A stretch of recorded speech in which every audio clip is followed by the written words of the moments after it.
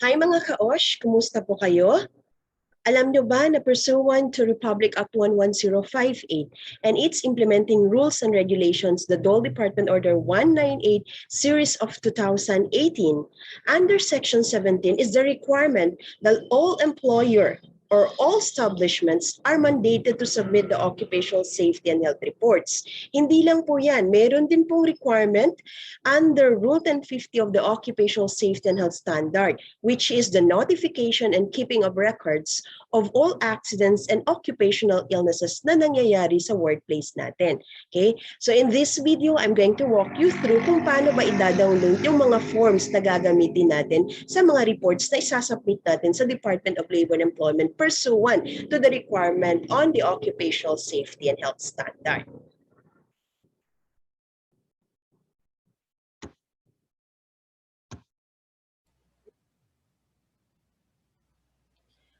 For the different occupational safety and health reports, yung mga reports na kailangan natin isasubmit sa DOLE, so kung wala pa kayong copy nun, all you have to do is you can search this on the web.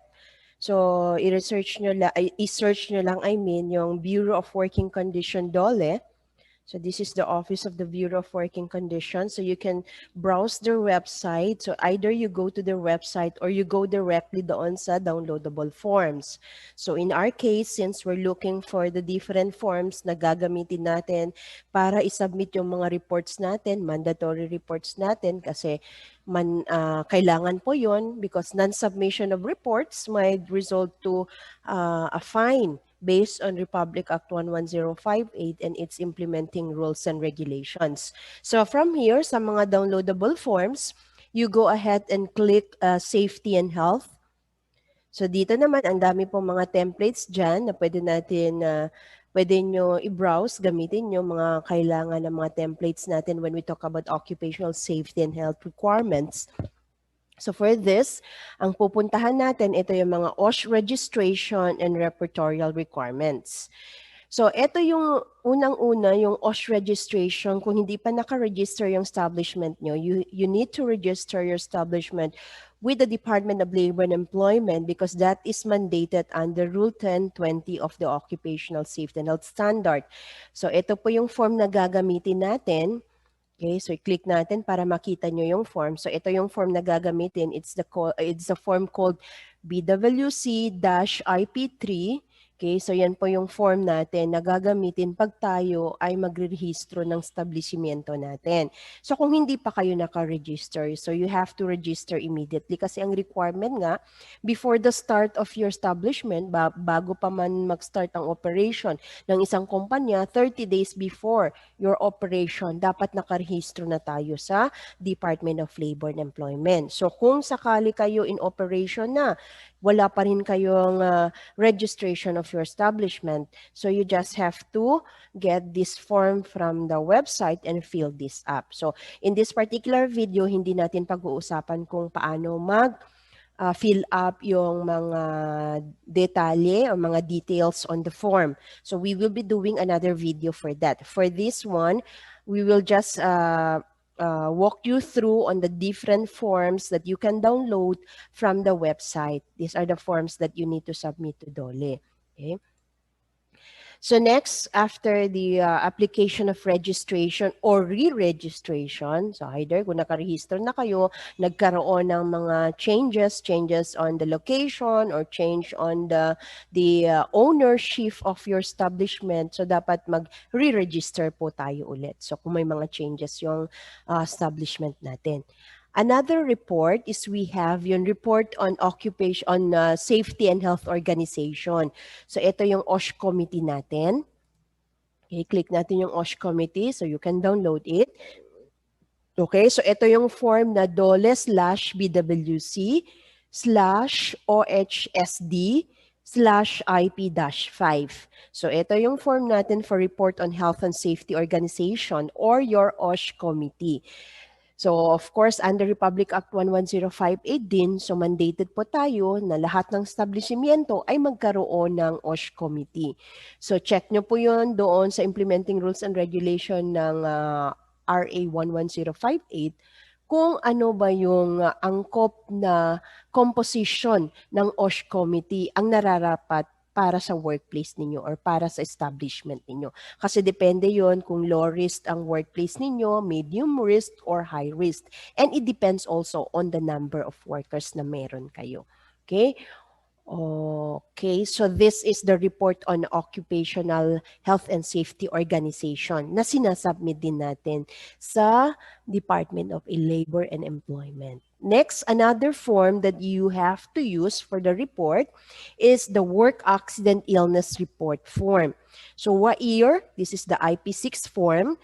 So meron din po tayo yung WAIR for COVID-19 ito, 'di ba? Meron tayong bagong requirement that every end of the month or 30th of the month, we are recommended or highly encouraged to submit WAIR COVID-19 every end of the month.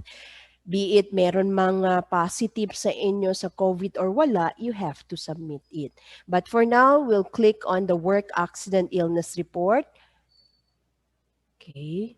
So ito yung form natin. The form is called DOLE/BWC/OHSD/IP-6. So this is the employer's work accident illness report.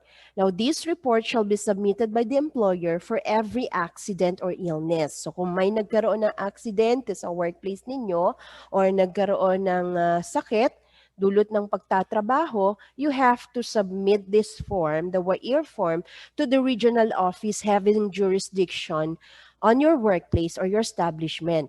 So this should be submitted on or before the 20th day of the month following the date of the accident. So gaya ng sinabi ko, if we are going to follow strictly the occupational safety and health standard, ang WAIR po ay hindi sinasubmit kung wala namang aksidente nangyari o nagkaroon ng sakit dulot ng pagtatrabaho.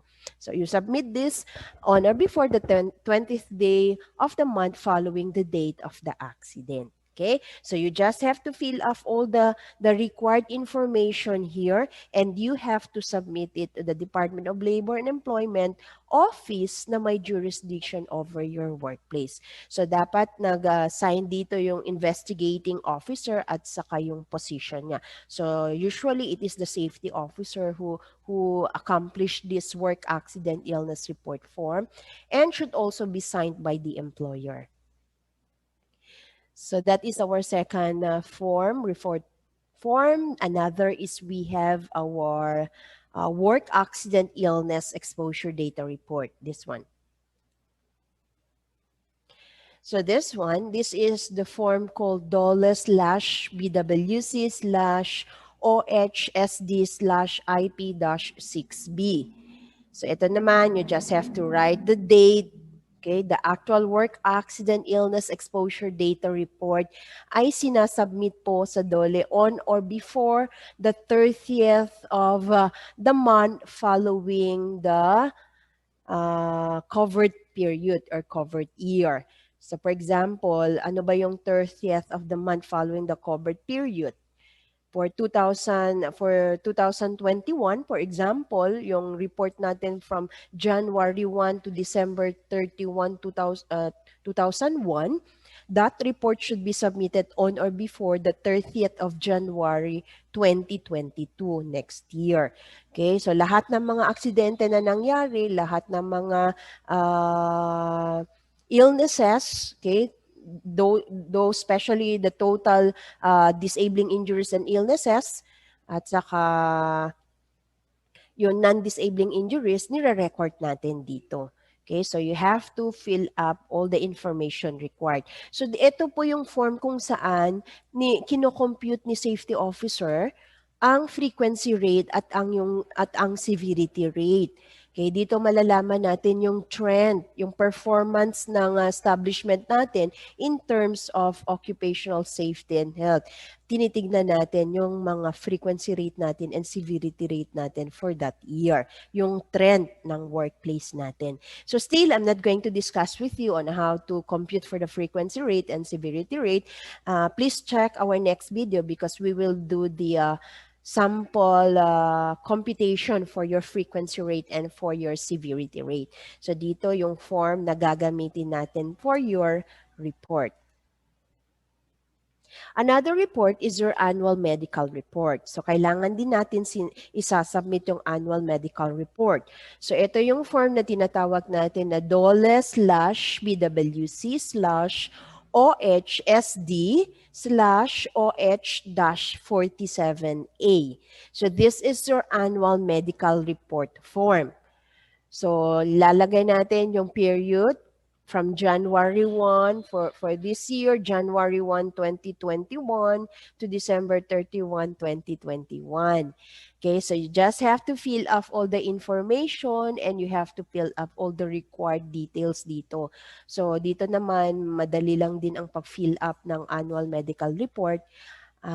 You just have to make sure that you have the record kung ano yung mga illnesses na nagkaroon yung workers ninyo, and of course, yung mga examinations na na-undergo yung workers natin. Okay? So, on our next video, we will discuss on how to fill up your annual medical report. Your AMR should be submitted to DOLE, okay, on or before the 30th of March.